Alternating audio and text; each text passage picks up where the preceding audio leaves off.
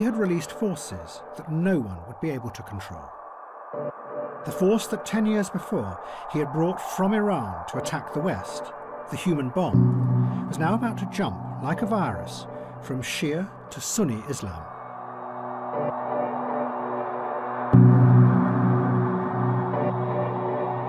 In December 1992, the militant group Hamas kidnapped an Israeli border guard and stabbed him to death.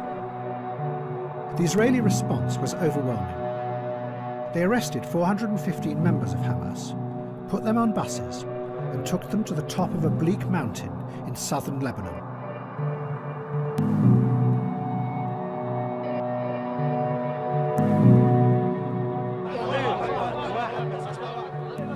They left them there and refused to allow any humanitarian aid through.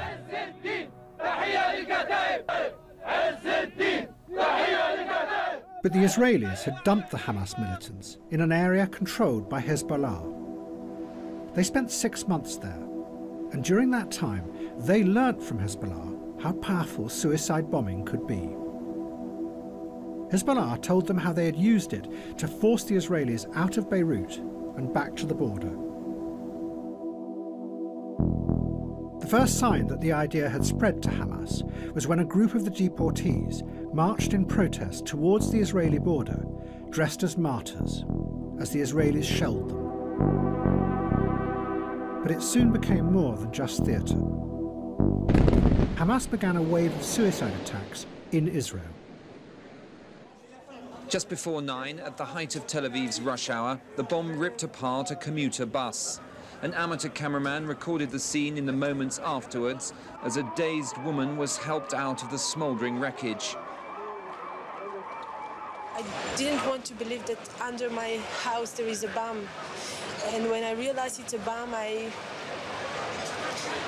started to cry because it was the first time I saw it in Tel Aviv.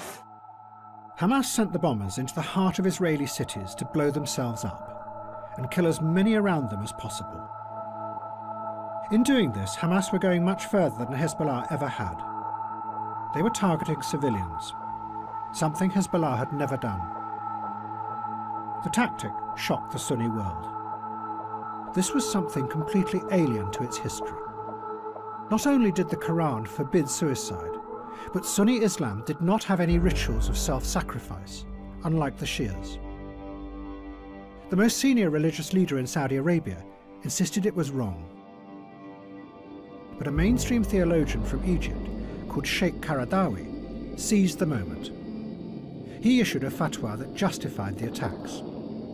And, he added, it was also justified to kill civilians. Because in Israel, everyone, including women, serve as reservists. So really, they are all part of the enemy army.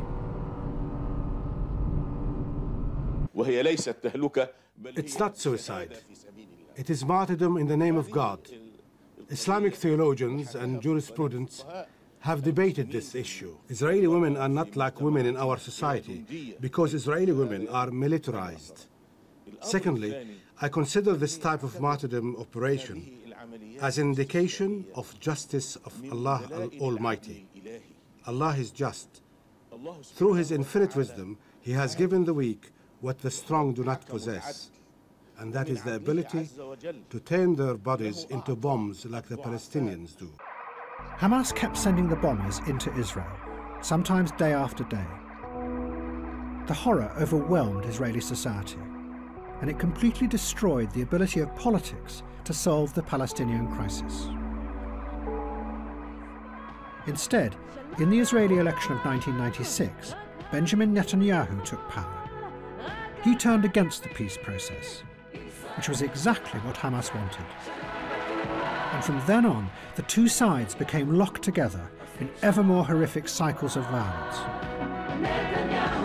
The human bomb had destroyed the very thing that President Assad had first wanted, a real political solution to the Palestinian question. It was just after 1 o'clock and the market was full of shoppers. Streams of ambulances came to carry away the dead and the injured.